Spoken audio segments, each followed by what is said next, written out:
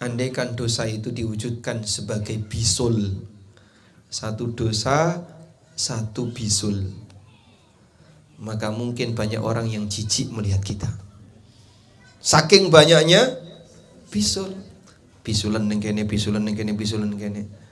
Sehingga setiap dosa diwujudkan dalam bentuk bisul, badan kita akan penuh dengan bisul.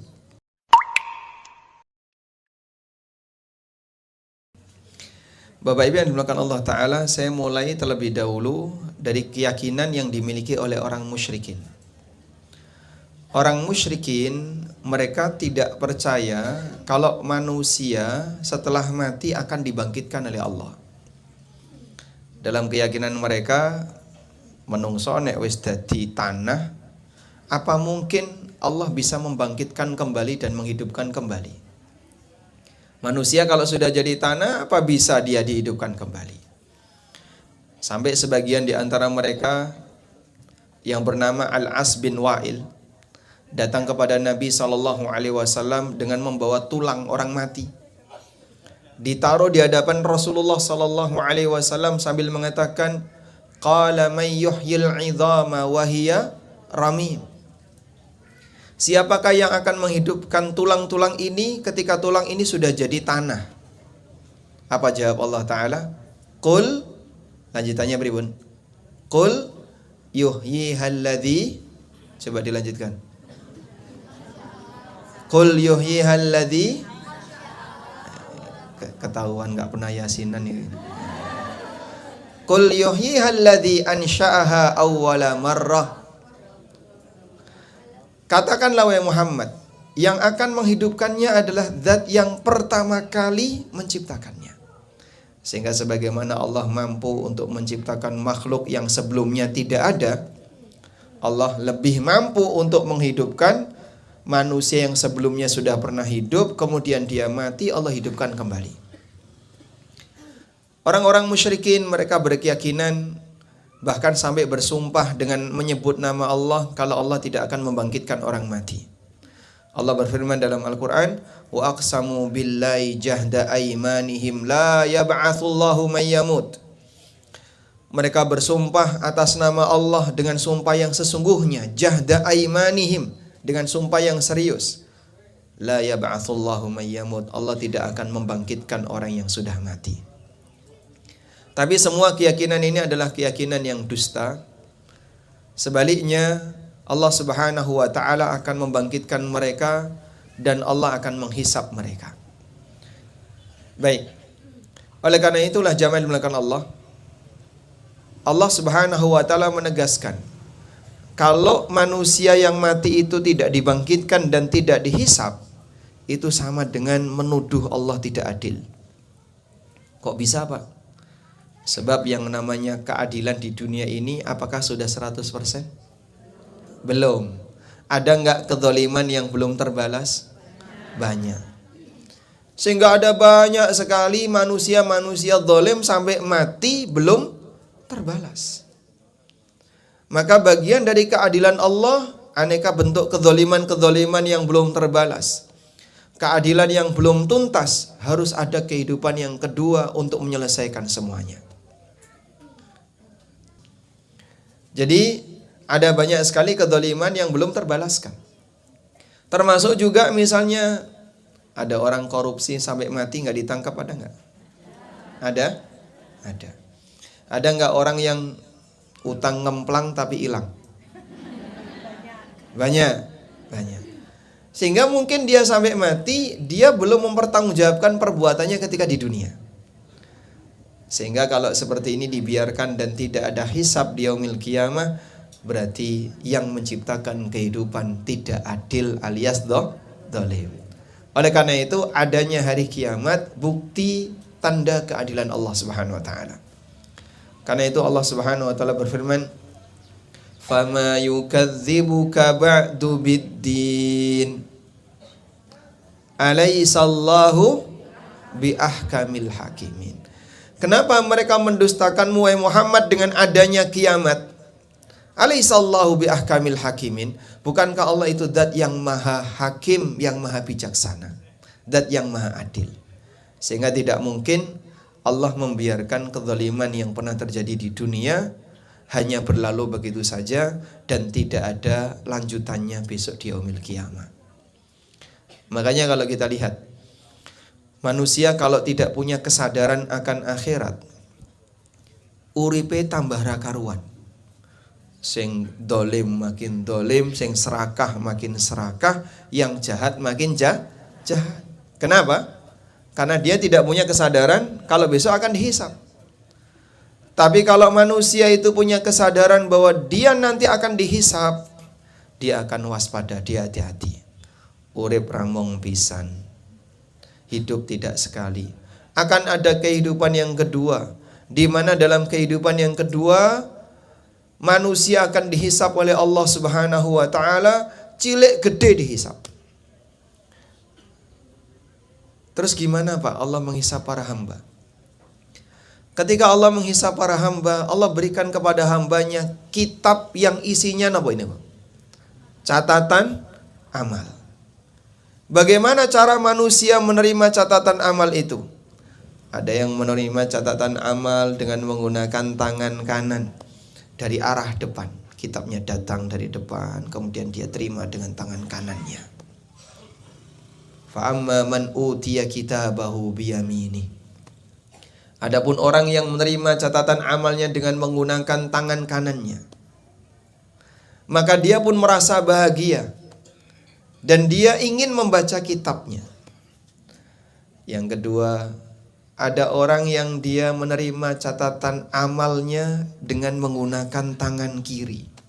Itu pun dari belakang. Di satu ayat Allah berfirman, wa amma man utiya kitabahu wara'a dhahri. Adapun orang yang menerima catatan amalnya wara'a dhahrihi, dari arah belakangnya, fayaqulu ya laitani lam uta kitabiyah. Maka dia mengatakan, andaikan aku tidak dikasih kitab ini. Di ayat yang lain Allah mengatakan, wa amma man utiya kitabahu bishimali. Ada orang yang menerima kitab catatan amalnya dengan menggunakan tangan kirinya. Wis nganggo tangan kiwa teko mburi. Sudah pakai tangan kiri tapi dari belakang. Dan itu salah satu di antara tanda bahwa dia catatan amalnya buruk. Terus isine nopo niku Pak? Semua yang dilakukan oleh hamba masuk di situ. Yang besar maupun yang kecil. Makanya kalau ada orang yang rajin berbuat maksiat, rajin berbuat jahat, suka menjelek-jelekan orang lain, dan semua amal jelek ada di situ, dia akan ketakutan ketika membaca buku itu. Dia akan ketakutan ketika membuka buku catatan amalnya. Allah Subhanahu wa taala ceritakan dalam Al-Qur'an, wa wudi'al kitab fataral mujrimina mushfiqina mimma fihi wa yaqulun ya wailatana ma li hadzal kitabi la yughadiru saghiratan wala kabiratan illa ahsaha. Ketika kitab-kitab itu sudah diserahkan, fatarul mujrimina mushfiqina mimma fihi, kau akan lihat orang yang rajin berbuat dosa, al mujrimun mushfiqina mimma fihi, ketakutan ketika melihat isi kitabnya. Loh, nyawang kitabe dhewe niku keweden. Wacanen kitabmu dewi.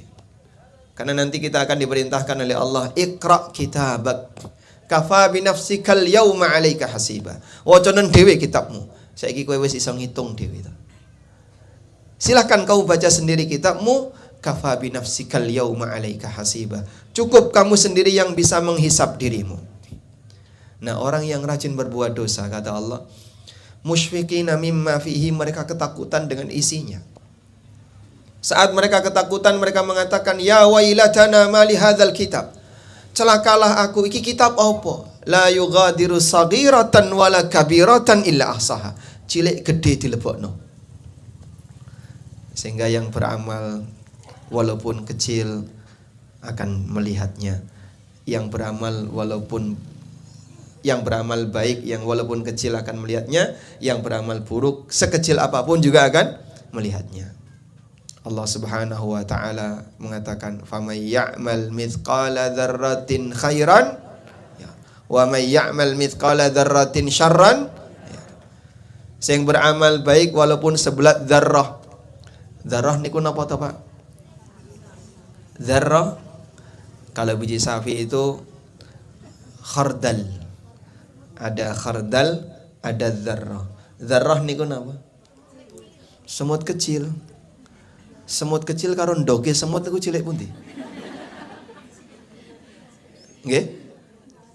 Ada yang menafsirkan dzarrah itu adalah telurnya semut. Lah kok semute kaya ngono, ndoge kaya apa? Sehingga dzarrah itu sesuatu yang kecil yang masih bisa dilihat oleh mata manusia, itu dzarrah. Ada juga yang menafsirkan dzarrah itu seperti ini. Jenengan buka jendela kamar, kemudian kena sorot sinar matahari. Ada nggak debu yang terbang itu? Kelihatan? Kelihatan. Ditangkap bisa nggak? Begitu mau ditangkap terbang dia. Karena ketika gerakan tangan Anda ini sudah ada udara. Begitu mau ditangkap kena udaranya dia terbang. Itu beratnya berapa, Pak? Debu-debu sekecil itu. Kelihatan di pandangan mata, tapi kita nggak bisa ngukur beratnya. Berapa itu beratnya? Jenengan pasang timbangan digital. Yang paling sensitif. Tak ukur ra iso ya, Mas. Di situ tuh sudah banyak debu-debu yang nempel. Iku ra ono regane lho, Pak. Nol timbangannya. Sehingga timbangan digital saja nggak bisa nangkep. Timbangan digital yang sudah disiapkan itu sudah ada banyak debu yang nempel. Tapi angkanya naik nggak? Nol. Seperti itulah dzarrah yang Allah katakan dalam Al-Quran. فَمَنْ يَعْمَلْ مِثْقَالَ ذَرَّةٍ خَيْرًا يَرَهُ وَمَنْ يَعْمَلْ مِثْقَالَ ذَرَّةٍ شَرًّا يَرَهُ. Sing nglakoni apik walaupun seberat dzarrah dia pasti akan melihatnya. Sing nglakoni elek walaupun seberat dzarrah juga akan melihatnya. Nggih. Gerenengan itu kira-kira besar atau kecil? Hah? Kecil. Nyuwun sewu Bapak. Kalau misalnya Pak digerenengi bojone itu besar atau kecil, Pak? Besar. Besar. Mong ming sumbing. Wah, gitu ya. Mong mencucu apa. Hanya gerakan mulut itu ada pengaruhnya enggak? Gitu ya. Itu besar atau kecil? Besar. Dihisap enggak kayak gitu? Dihisap.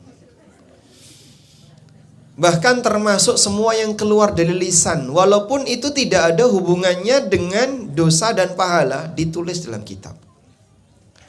Pernah satu ketika Al-Imam Al-Mubajjal, Imam Ahmad bin Hanbal rahimahullah.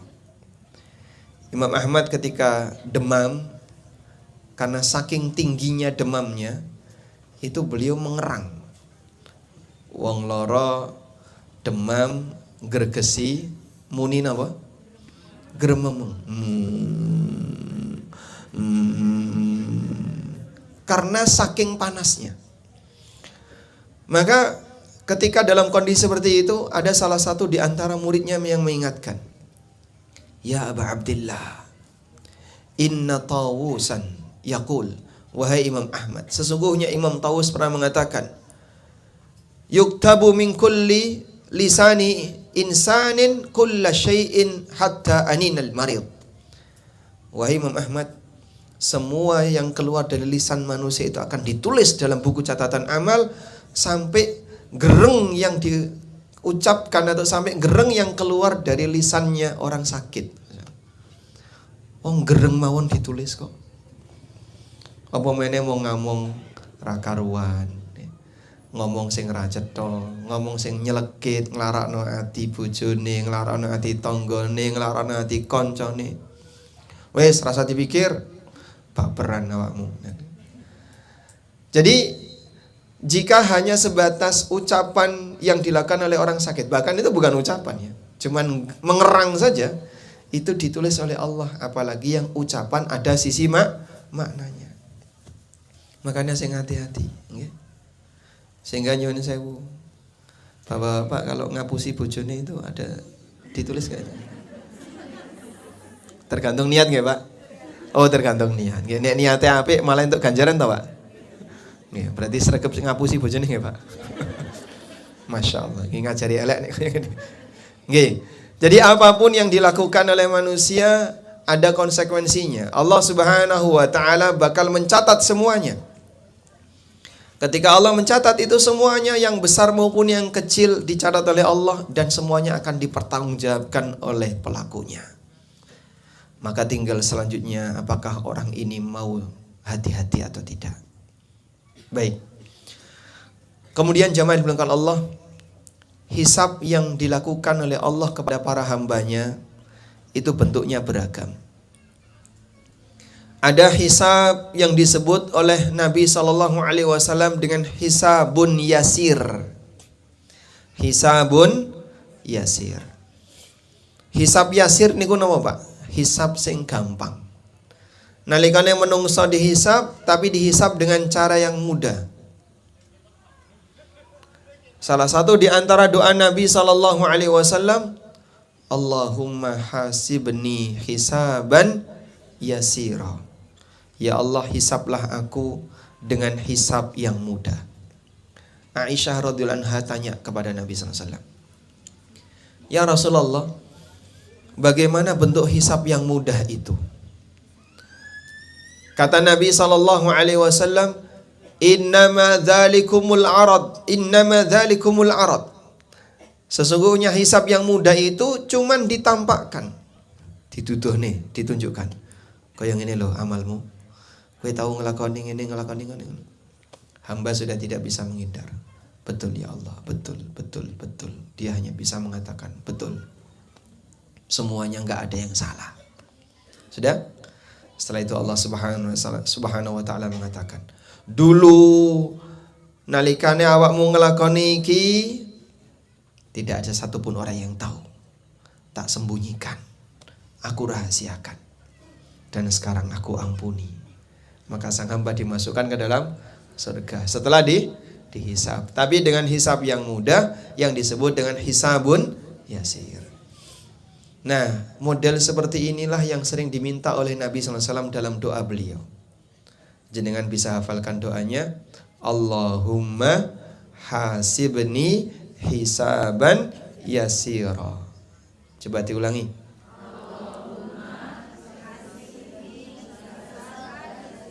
Alhamdulillah. Pun hafal nggih?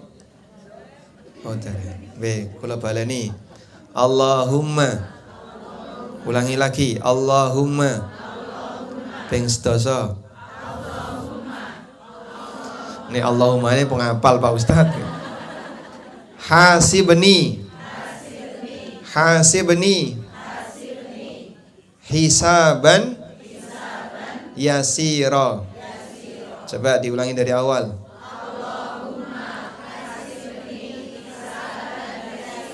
Alhamdulillah. Allahumma hasibni hisaban yasira. Ya Allah, hisablah aku dengan hisab yang mudah. Hamba kalau dapat hisab yang mudah itu anugerah yang luar biasa. Walaupun dihisab tapi jaminan diampuni, jaminan dimaafkan. Nabi SAW mengatakan, apabila seorang hamba dihisab oleh Allah Ta'ala dengan hisab yang mudah, cuman ditunjukkan, innama dzalikumul arad, cuman ditampakkan. Kemudian setelah itu Allah Subhanahu wa taala mengatakan, disi awakmu ngelakoni ini, dulu kamu melakukan ini, saya tutupi. Enggak ada orang yang tahu. Dan sekarang aku maafkan. Walakin man nuqisha udzib. Tapi kalau ada orang yang ketika dihisab itu dikejar oleh Allah, udziba, pasti dia akan dihukum. Dikejar itu maksudnya pripun, Pak? Misalnya ada orang dihisab. Kenapa kowe ngrenengi? Nggih, kula seneng. Kenapa seneng ngrenengi? Nah, dikejar terus. Nah, kalau sudah dikejar, udzib, pasti dia dihukum. Wa qala walakin man nuqish udzib. Siapa yang dia dikejar ketika dihisab, maka dia akan diazab. Oleh karena itu, salah satu di antara perjuangan yang bisa kita lakukan agar kita bisa mendapatkan hisabun yasir, Pertama, banyak berdoa kepada Allah, meminta agar diberi hisab yang mudah. Yang kedua, jadilah hamba yang pemaaf, yang gampangan, orang rewel ketika interaksi dengan yang lain. Karena siapa yang pemaaf, dia gampangan, Allah akan berikan rahmat. Nabi SAW mengatakan, irhamu man fil ard yarhamuka man fis sama. Rahmatilah, sayangilah penduduk bumi, maka penduduk langit, Allah Subhanahu wa ta'ala yang berada di atas akan merahmatimu. Nyun sewu nggih. Bapak-bapak rampung nyambut gawe pulang. Sebelum pulang mampir masjid, buka HP, hapus yang bisa dihapus. Lalu duitnya didelikne sebagian, disembunyikan sebagian, ditaruh di kaos kaki, ning dhuwur ketu, ning jero saku. Dan dia sudah persiapan. Gitu? Begitu sampai rumah, kenapa kok seperti itu? Aku nek ra kaya ngene Mas, engko nek mlebu omah dihisap oleh istri saya. Masya Allah. Bojone sampean tukang hisap. Karena ada sebagian istri yang rewel. Le takon bojone iku lho ndremimil terus. Teko ndi to, Pak? Teko kene. Kok suwe ora mulai-mulai? Mampir ning ndi wae? Entuk piro? Kowe mau ketemu sapa? Mbok aku nyileh HP-ne. Sampai ndak harap menapa kok bojone dihisap seperti itu. Oleh takon niku detail gitu. Masyaallah. Nggih. Bojone sampean nggih ngoten niku, Pak? Nggih, Pak. Sabar, Pak, enggak ada rawatan kados ngoten niku. Masyaallah. Nggih. Makanya kalau kemudian seperti ini jadi kebiasaan, coba yang bersangkutan ingat, nek awakmu nglakoni mempersikapi orang lain, menyikapi orang lain dengan cara seperti itu, hati-hati, bisa jadi kamu juga akan disikapi oleh Allah Ta'ala dengan cara seperti itu. Sehingga kalau kita ingin disayangi orang lain, maka berusahalah untuk jadi orang yang penyayang kepada yang lain, memberikan rahmat kepada yang lain, dan seterusnya. Taib. Ada orang yang ketika jualan niku rodok kaku, gitu. Pokoknya kudu ngene. Karepku koyo ngene. Kerja sama orang lain itu yang paling kaku. Wonten. Ada? Sehingga dia kalau di tempat kumpulan apapun sampai dicap nih ana wong iki mesti paling kaku dhewe. Njaluke apa kudu dituruti dhewe. Nah, orang seperti ini mungkin sudah perlu mulai berpikir. Kamu tidak harus seperti itu. Kalau kamu pengen disikapi gampangan oleh Allah, maka berikanlah sikap yang gampangan kepada yang lain. Nabi SAW bersabda dalam hadis riwayat Bukhari, rahimallahu mra'an samhan idza ba'a, samhan idza ishtara, samhan idza iqtada. Allah merahmati orang, Allah mengasihi hamba yang gampangan ketika menjual, gampangan ketika membeli, dan gampangan ketika nagih hutang. Karena orang yang gampangan akan diberi sikap yang baik oleh Allah, dimudahkan oleh Allah Subhanahu wa ta'ala segala urusannya. Ini perjuangan kita ketika di dunia, menyikapi makhluk dengan baik, Allah akan berikan balasan dengan kebaikan. Termasuk juga tutupi aib orang lain. Jangan suka membuka aib orang lain, sebagaimana kita ingin aib kita ditutupi. Jenengan nek duwe dosa terus keconangan wong liya niku pripun? Malu, takut ketahuan orang sehingga maksiatnya disembunyikan, sehingga perbuatan yang jahat itu disembunyikan karena takut ketahuan orang. Kita semuanya punya dosa yang dirahasiakan oleh Allah. Sampai sahabat Ibnu Mas'ud radhiyallahu anhu pernah menyebutkan, andaikan dosa itu diwujudkan sebagai bisul, satu dosa, satu bisul, maka mungkin banyak orang yang jijik melihat kita. Saking banyaknya bisul. Bisulan ning kene, bisulan ning kene, bisulan ning kene.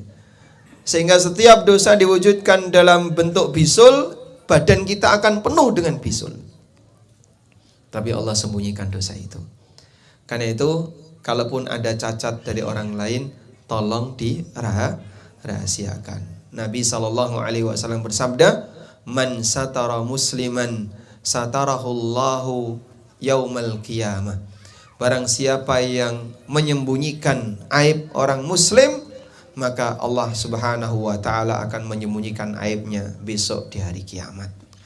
Kalau pengen aib kita disembunyikan oleh Allah, maka rahasiakanlah aib orang lain. Dan dalam hadis yang lain Nabi SAW mengatakan, "Wa man tatabba'a aiba akhihi." Dan siapa yang mencari-cari aib saudaranya, tataba'allahu aibahu, maka Allah Subhanahu wa ta'ala akan mencari-cari aibnya, sampai pun dia bersembunyi di rumah ibunya akan Allah tampakkan. Makanya nyuwun sewu nggih, sing seneng cerita-cerita eleke tangga, sing seneng cerita-cerita eleke bojone dan seterusnya, leren, mulai bertobat. Sebagaimana kamu tidak ingin aibmu diceritakan, maka jangan menceritakan aib orang lain. Baik, selanjutnya model hisab yang kedua yang disebut dengan hisab tabdil.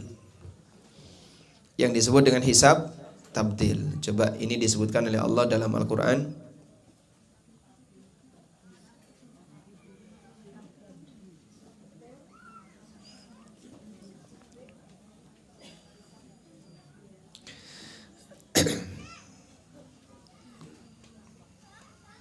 Di surat Al-Furqan, Allah Subhanahu wa ta'ala menyebutkan tentang model hisab tabdil ini. Kalau jenengan bawa mushaf, bisa dibuka surat Al-Furqan ayat 70.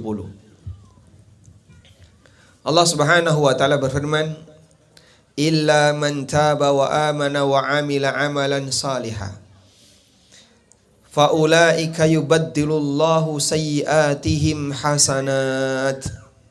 Buka surat Al-Furqan ayat pinten? 70. Pun kepanggih sampun. Oh dereng. Dibuka mushaf ya, bukan buka ke HP. Oh, Qur'annya ada di HP. Nggih, mboten ana. Sudah? Surat Al-Furqan, surat nomor pinten? 25 ayat 70.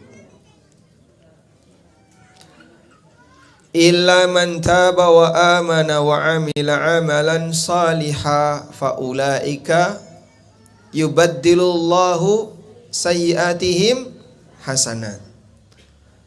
Kejaba wong sing taubat dan dia beramal saleh, maka Allah akan menggantikan dosa mereka sebagai pahala. Faulaika yubaddilullahu sayyiatihim hasanat. Allah akan menggantikan dosa mereka dengan kebaikan. Wa kana Allahu ghafurur rahima. Allah Maha Pengampun lagi Maha Penyayang. Nabi SAW pernah bersabda menceritakan tentang bagaimana hisab tabdil ini terjadi. Beliau mengatakan, akan ada orang yang dihisab oleh Allah Subhanahu wa ta'ala, dan Allah tunjukkan dosa-dosa sebagian yang pernah dia lakukan, sebagian dosa-dosa yang dia kerjakan, terutama yang kecil-kecil. Jadi Allah tunjukkan dalam kitabnya itu dosa kecil-kecil. Terus dia disuruh baca. Setelah dia baca, dosa gede ini durung ditulis. Nah, dia batin apa? Dosa besarnya belum ditulis. Lalu Allah Subhanahu wa ta'ala bertanya kepada orang ini, ada yang salah enggak? Sudah benar.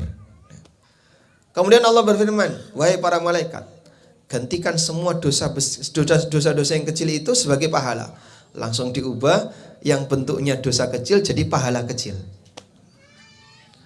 Begitu dia tahu dosa kecil jadi pahala kecil, langsung ngaku, ya Allah sing gede durung ditulis. Fadhahikan Nabi sallallahu alaihi wasallam, Nabi sallallahu alaihi wasallam ketika cerita ini beliau ketawa.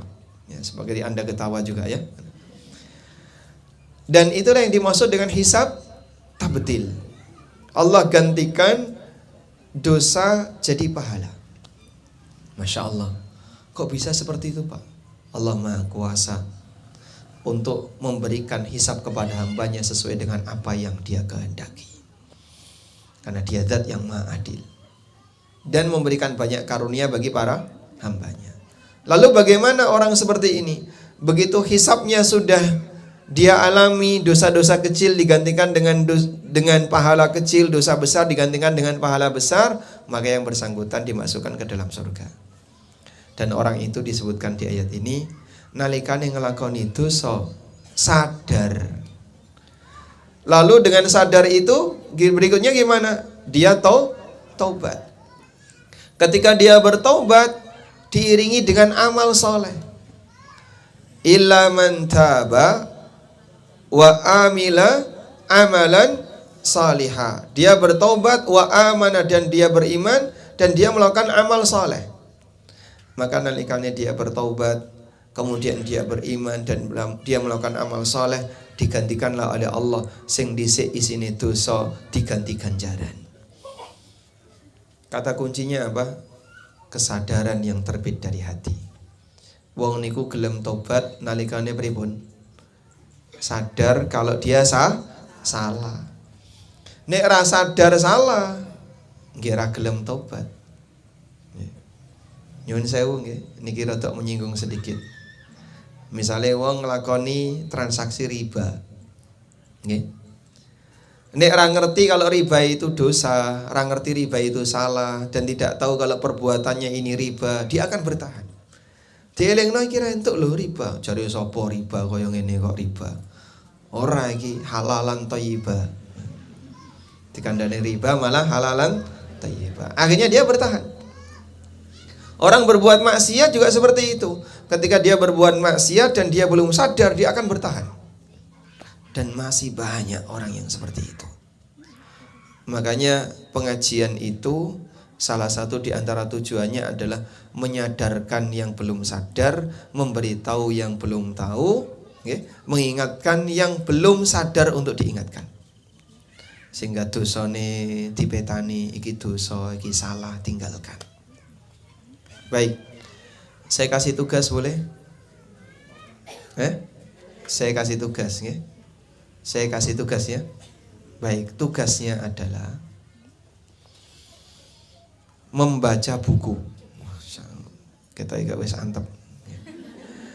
Kalau bisa Bapak Ibu punya buku, kalau bisa satu rumah ada satu buku ini ya. Bukunya tidak tebal. Ya mungkin sekitar 200-an halaman. Enggak sampai kayaknya. Judulnya Al-Kabair. Judulnya Al-Kabair, kumpulan dosa-dosa besar, karya Az-Zahabi. Al-Kabair, kumpulan dosa-dosa besar, karya Az-Zahabi. Kenapa Pak kita perlu baca buku seperti ini? Biar tahu perbuatan yang kita lakukan itu mana yang dosa besar, mana yang maksiat, mana yang bukan maksiat. Sebab menungso niku nek ra ngerti kalau yang dia lakukan itu perbuatan dosa, dia akan bertahan. Dia akan bertahan dan tidak mau meninggalkannya karena dia merasa dia berada di pihak yang benar. Baik. Padahal kalau dia pingin ketika dihisap itu amal dosanya bisa jadi pahala, syaratnya apa mau? Kudu tobat. Dhisik nalakane ning donya dia tobat, maka digantikan oleh Allah yang dulunya berupa dosa jadi pahala. Baik. Yang ketiga ada hisap yang disebut dengan hisap nikosh. Hisap nikosh adalah hisap yang dikejar. Yang tadi dikatakan oleh Nabi SAW, waman nuqisha udzib. Siapa yang dikejar ketika dihisap, pasti dia diazab. Sehingga ketika ditanya, kenapa kamu berbuat seperti ini? Saya seneng. Kenapa kok seneng kayak gini? Aku butuh apa awakmu? Dikejar terus. Nah, kalau sudah dikejar pasti diadab. Waliyatubillah. Makanya orang ketika belum sadar dia ngelakoni maksiat, atau dia mungkin sudah tahu tapi dia berusaha untuk menutup diri dan tidak mau mendengarkan nasihat, biasanya orang seperti ini ketika ngelakoni maksiat dia tidak pernah mau sadar. Nah, selanjutnya ada satu keyakinan yang berbahaya yang dimiliki oleh sebagian orang, dan sebenarnya keyakinan ini ada pada agama yang lain. Ada pada agama yang lain. Saya cerita dulu tentang agama yang lain. Jadi hampir semua agama non-muslim itu punya keyakinan bahwa nanti di alam baka, di alam akhirat, dia akan diselamatkan oleh sang juru selamat.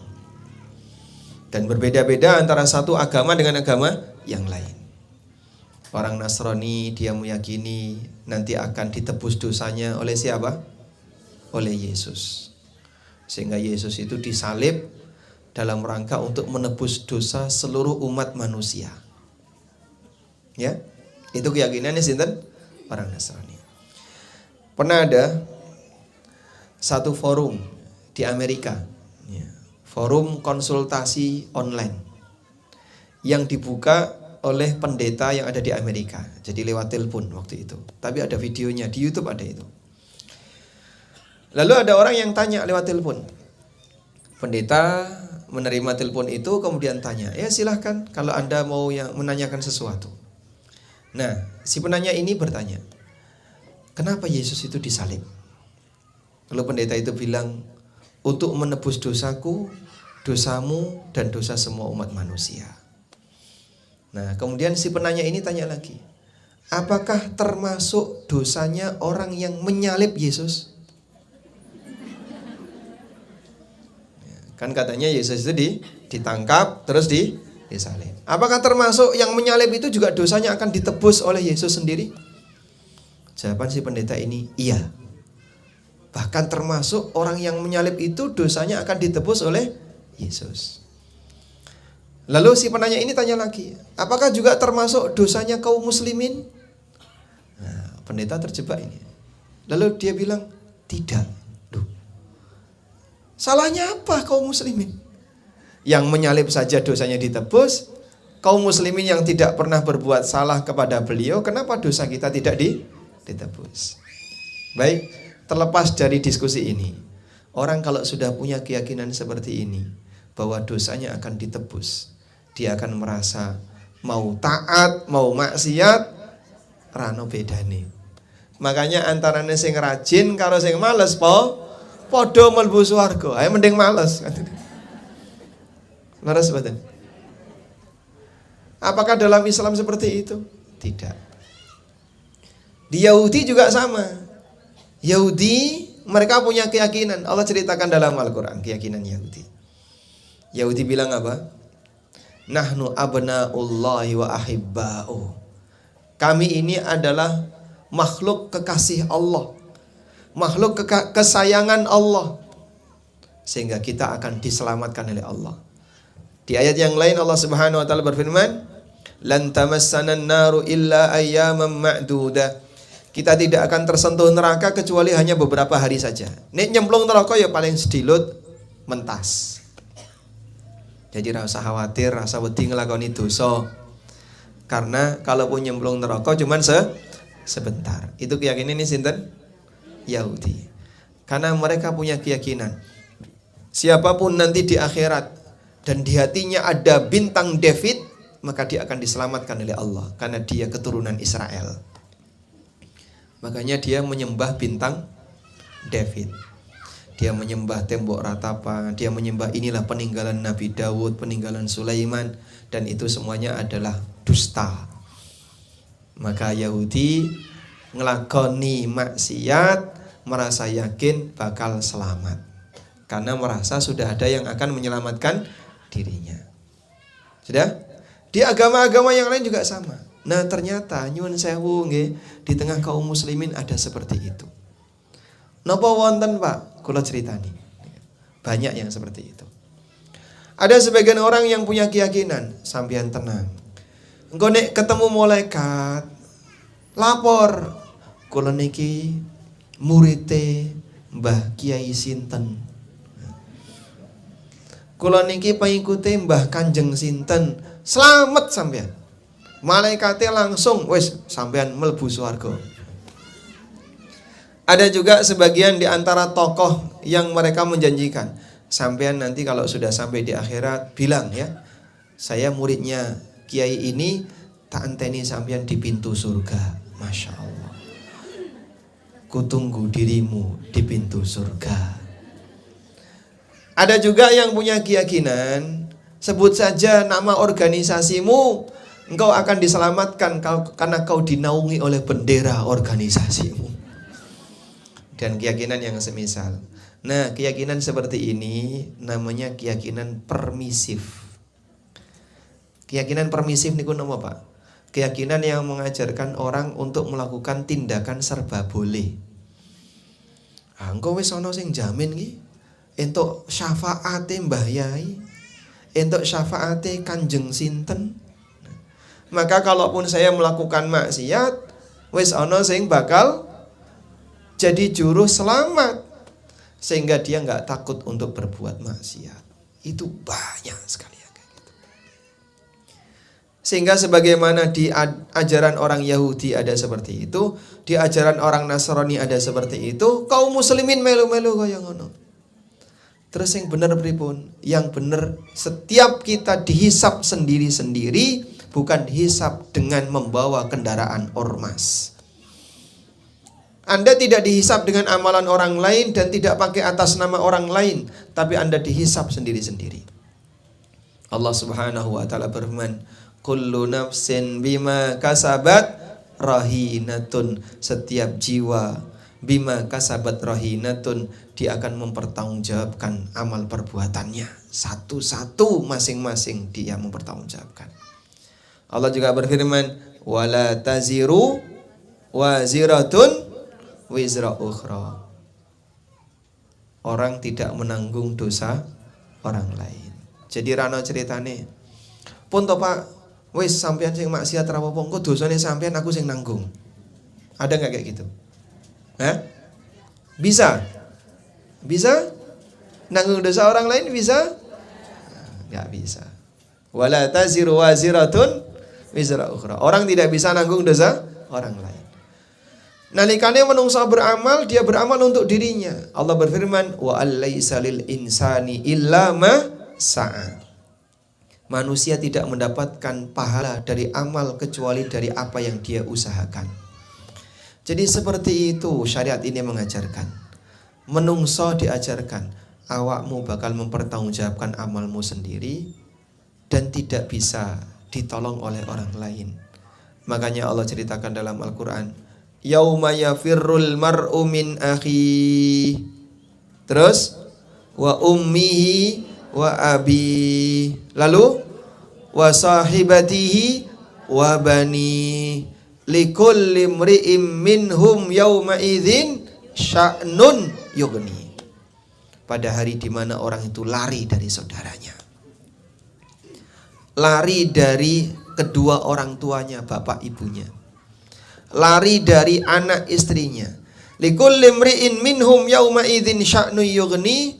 Pada hari kiamat kelak mereka masing-masing punya urusan yang menyibukkan dirinya sehingga ra iso Pak nulungi wong liya. Maka kalau hukum di dunia, orang bisa diselamatkan oleh orang lain, ada orang dekat. Ini karena ada orang dekat. Di akhirat bisa enggak ngaten niku, Pak? Saged mboten? Tidak bisa. Gak ada ceritanya orang dekat. Makanya Nabi Muhammad SAW ketika beliau kumpulkan anggota keluarganya, setelah turun firman Allah, wa anzir ashiratakal aqrabin, berikanlah peringatan kepada kerabatmu yang dekat. Maka Nabi SAW kumpulkan anak-anaknya, paman bibinya, dan keluarga kerabat dekat beliau. Lalu beliau memberikan ceramah kepada mereka. Salah satunya manggil Fatimah. Fatimah niku sinten? Putri Rasulullah sallallahu alaihi wasallam. Ya Fatimah binta Muhammadin. Wahai Fatimah putri Muhammad, sali min mali ma syi'ti. Kau boleh minta hartaku yang kau inginkan. Sali min mali ma syi'ti. Kau boleh minta hartaku yang kau inginkan. La ughni anki minallahi syai'a. Tapi aku tidak bisa menyelamatkanmu di hadapan Allah sepeser pun. Niku sinten? Sinten? Fatimah. Jika Fatimah seperti itu di hadapan Nabi sallallahu alaihi wasallam, apalagi manusia yang hubungannya jauh dari Rasulullah sallallahu alaihi wasallam.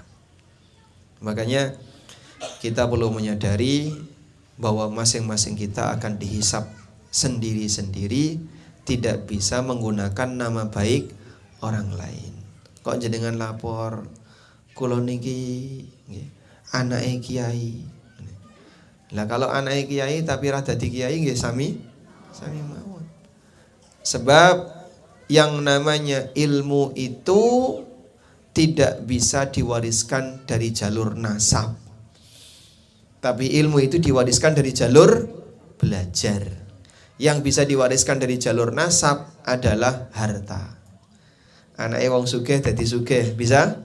Bisa. Anake wong pinter melu pinter? Belum tentu. Anake wong soleh dadi soleh? Belum tentu. Karena yang seperti ini tidak bisa diwariskan dari jalur nasab. Nah, sehingga kita perlu meyakini bahwa masing-masing kita akan dihisap oleh Allah sendiri-sendiri. Apapun yang kita lakukan, apapun yang kita miliki, termasuk diantaranya harta, dan semua itu adalah suasana yang dahsyat. Karena itu Allah Subhanahu wa taala menyebut hari kiamat dengan yaumut taghabun. Yaum at-taghabun. Tegesin apa Pak yaumut taghabun? Apa makna yaumut taghabun?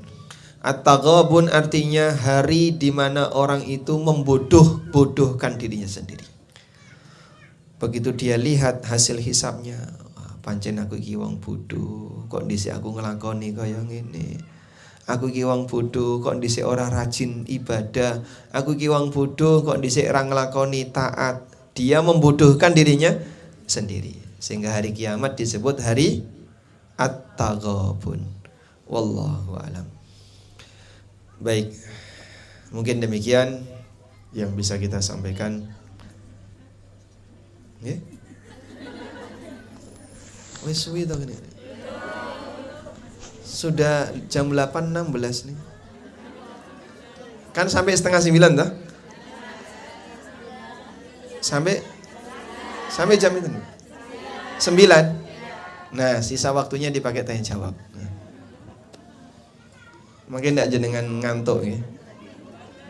Boten. Napa ditambahi mulai? Tambahi cerita. Baik, wah wis kentekan bahan iki. Sik tak golekno sik. Baik, selanjutnya nek jenengan purun ditambahi. Berikutnya kita akan sambung berkaitan dengan masalah yang pertama kali dihisab. Berkaitan dengan masalah yang pertama kali dihisab.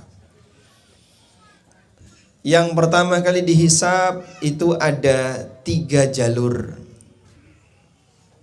Pertama berkaitan dengan amal. Yang kedua berkaitan dengan masalah hubungan orang lain. Yang ketiga berkaitan dengan masalah muamalah. Sampun? Kula baleni malih nggih. Yang pertama kali dihisab ada berapa? 3 jalur. Pertama berkaitan dengan masalah apa? Amalia. Yang kedua berkaitan dengan masalah hubungan dengan orang lain. Yang ketiga berkaitan dengan masalah muamalah atau masalah harta. Untuk yang pertama yang berkaitan dengan masalah amal. Amal yang pertama kali dihisab dari hamba adalah sholat. Ada banyak hadis yang menyebutkan hal ini. Di antaranya Nabi SAW bersabda, awwalu ma yuhasabu bihil abdu min amalihi as-salah. Amal pertama yang nantinya hamba akan dihisab yaumal qiyamah, pada hari kiamat, adalah amal salat. Fa in salahat salaha sairu amali. Nek salate apik, mongko sedaya amale dianggap apik. Wa in fasadat fasada sairu amali. Nek salate elek, amal-amal liyane dianggap elek. Makanya amal salat ini lakukan semaksimal mungkin. Ojo sampai asal-asalan. Alhamdulillah, dalam kegiatan kajian-kajian di Magelang dan sekitarnya ada 2 tema tentang masalah sholat. Hari pertama kemarin malam Sabtu itu di perumahan Depkes, mungkin di antara Bapak Ibu ada yang ikut. Dan yang tadi malam di Masjid Agung Jawa Tengah membahas tentang masalah khusyuk dalam sholat. Barangkali ada jamaah yang ikut. Nah, kita belajar seperti itu tujuannya agar sholatnya bisa semakin baik. Karena ketika di akhirat, amal pertama dihisab sholat, nek sholate apik, posone engko dianggap apik, dikire nggih dianggap apik, amal sedekahe dianggap apik. Sing rupane amal-amal dianggap baik ketika sholatnya baik. Sehingga pesan saya untuk yang masalah sholat, coba berlatih sholat yang lama. Karena Nabi SAW mengatakan afdolus sholati tulul kunut. Sholat yang paling afdol itu sholat yang ngadeke suwe, yang berdirinya lama. Sebab latihan untuk bisa sholat berkualitas itu sabar nalikane sholat. Karena ada banyak orang ketika sholat rasa sabar. Allahu Akbar, wis mikir kapan salam. Melbu, baru saja dia masuk takbiratul ihram sudah mikir kapan salam. Apa yang Anda pikirkan kalau Anda sholat tarawih? Nggih? Kapan witir? Ini baru takbiratul ihram sholat isya kok wis dipikir kapan witir. Jadi seolah-olah dia itu merasa berat sekali kalau sholatnya panjang karena nggak sabar. Makanya kalau sholat sing sabar. Caranya sholat sing sabar nih kepripun? Latihan sholat lama. Ya kirang langkun ngeten. 2 rakaat 3 menit ngaten. 2 rakaat 3 menit. Sanggup insyaallah? Insyaallah. Nanti kalau sudah terbiasa sholat lama, ketemu sholat yang lebih lama, nggak begitu susah. Dan itu latihan yang pertama agar kita bisa sabar ketika sholat. Tapi aku wis hafal ya Pak. Nek wis hafal ya cepet. Nggih, jenengan iki pun hafal. Tapi kalau kita mau lebih berkualitas, maka belajarlah untuk sabar nalikane sholat. Caranya pripun? Sholatlah yang lama. Baik. Kemudian yang kedua, masih masalah sholat ya. Berlatih untuk membaca panduan sholat yang sesuai bimbingan Nabi SAW. Kalau bisa, jadikan buku ini ada di semua rumah. Buku yang judulnya Sifat Sholat Nabi SAW. Buku judulnya apa? Sifat Sholat Nabi SAW. Ya, alhamdulillah baca buku ini saya sudah khatam dan penting sekali, menyenangkan membaca buku ini. Sifat Sholat Nabi SAW. Nah, di buku itu nanti Anda, Bapak Ibu akan mendapatkan penjelasan sangat detail bagaimana cara sholat yang sesuai dalil. Sehingga jadikan sholatmu berdalil dengan cara membaca buku yang menyebutkan dalil-dalil. Gerakan ini ada dalilnya, bacaan ini ada dalilnya. Kemudian apalagi? Cara seperti ini ada dalilnya. Nah, ketika ada dalilnya, kita makin yakin sing tak lakoni niki bener. Baik, insya Allah mudah-mudahan dengan cara seperti ini sholat kita lebih berkualitas. Yang kedua, bukan, yang sholat sudah selesai ya. Sekarang kita beralih kepada yang dihisab pertama kali, yang kedua. Yang kedua itu hubungan dengan orang lain. Hubungan dengan orang lain yang pertama kali dihisab adalah urusan darah. Urusan apa? Darah. Maksudnya ini pun Pak, melukai atau sampai membunuh orang lain. Nabi SAW pernah menyebutkan yang pertama kali dihisab hubungan antara sama manusia adalah dalam masalah dam, dalam masalah darah. Diceritakan dalam hadis yang sahih, orang yang menjadi korban pembunuhan, dia akan datang menghadap Allah sambil menggandeng si pembunuhnya dan kepalanya ditenteng di tangannya. Kepala yang dibunuh itu. Jadi yang dibunuh datang menghadap tanpa kepala, dia gandeng pembunuhnya, kepalanya ditenteng. Lalu dia datang menghadap Allah, kemudian dia mengatakan di hadapan Allah, Rabbi salhu lima qatalani. Ya Allah, tanyakan sama orang ini, kenapa dia membunuhku? Loh Pak, ranon dase kok iso ngomong? Besok di hari kiamat gimana? Sesuatu yang mustahil ketika di dunia bisa terjadi. Masya Allah. Nenteng dase dewe, kepalanya dia bawa sambil bawa orang yang membunuh. Di hadapan Allah Subhanahu wa taala dilaporkan, Rabbi salhu lima qatalani. Ya Allah, tanyakan sama dia, kenapa dia membunuh saya? Makanya jangan sampai dalam hidup kita pernah melukai orang lain sampai mengeluarkan darah, itu jangan. Sebab niku konsekuensinya berat. Bahkan sampai terjadi pembunuhan. Dan kita berikan pendidikan ini kepada anak-anak kita. Wes rasa sok kemaki, rasa kok kementus. Kadang kan kendel, aku wani, tawuran dan seterusnya. Kamu dapat apa tawuran seperti itu? Dan nyun sewu, kalau ibu-ibu kan yang seperti ini nggak berani ya. Kadang sing cah nom-nom niku lho. Sing krasa sik kuat, krasa sik balunge sik atos. Sehingga dia merasa ketika tawuran, ketika apa, dia sok kendel, sok berani.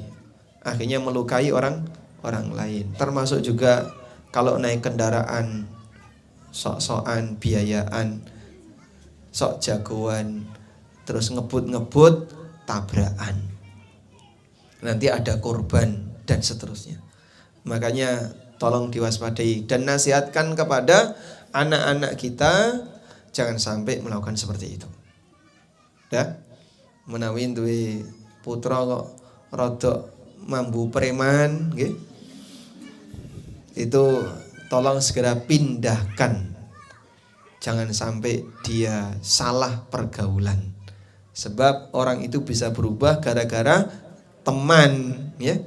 Nah, ketika dia koncone elek, ketularan melu elek. Apalagi kalau temannya preman. Wah, innalillahi wa inna ilaihi rajiun. Anda kehilangan satu generasi. Dan selanjutnya, yang pertama kali dihisab dalam urusan harta. Yang pertama kali dihisab dalam urusan harta adalah sehat dan air putih. Terus ngeten niki bakal dihisab. Seperti ini bakal dihisab. Pak mong banyu kaya ngono kok dihisab, Pak? Nabi SAW menyampaikan seperti itu. Harta yang nanti dimiliki oleh manusia yang pertama kali dihisab, Allah bakal tanya kepada hamba, alam nusiha jismak wa nurwika min ma'in barid. Bukankah aku dulu telah membuat kamu jadi sehat? Wong niku nek sehat pripun? Makan apapun terasa nikmat. Legi kerasa legi, asin kerasa asin, gurih kerasa gurih. Kenapa? Sehat. Tapi menungso nek gak sehat, soto pahit, sate pahit, siti tambah pahit. Karena loro. Makanya Kenapa ini nikmat yang nanti akan ditanya oleh Allah? Sebab nikmat makanan dan harta itu akan bisa dirasakan oleh hamba ketika sang hamba dalam kondisi sehat walafiat. Wa nurwika min ma'in barid, dan aku telah memberikan kepadamu air seger yang kau bisa menikmatinya. Sehingga air putih nanti dihisap. Koyong ini dihisap, apalagi HP. Banyu karo air putih, kok banyu karo air putih? HP dengan air putih mahal mana? Mahal HP. Napa meneh sing seneng koleksi Tupperware. Dihisap buatan ngene. Dihisap nggih. Makanya bapak-bapak tolong dielingke nggih bojone. Kowe kok isine mung blonjo to? Nggih. Paket. Ngerti-ngerti ning rumah teko paket. Iki tukune lho kapan? Karena dia bisa belanja hanya dengan rebahan. Dia belanja sambil rebahan. Dihisap buatan ngaten niku. Dihisap. Kok diterusno? Makanya kalau orang itu menggunakan dunianya hanya dominan untuk dunia, nanti terlalu banyak yang akan dia jalani hisapnya. Blonjo iki, blonjo iki, blonjo ini, semua itu akan ada konsekuensinya. Nggih, pun cekap. Alhamdulillah. Nggih, niki sampun nggih, pas jam 8:30. Mudah-mudahan apa yang kita bahas ini bermanfaat. Demikian. Ada pertanyaan? Tidak ada. Alhamdulillah kita akhiri. Wassallallahu ala nabiyyina Muhammadin wa ala alihi wasallam.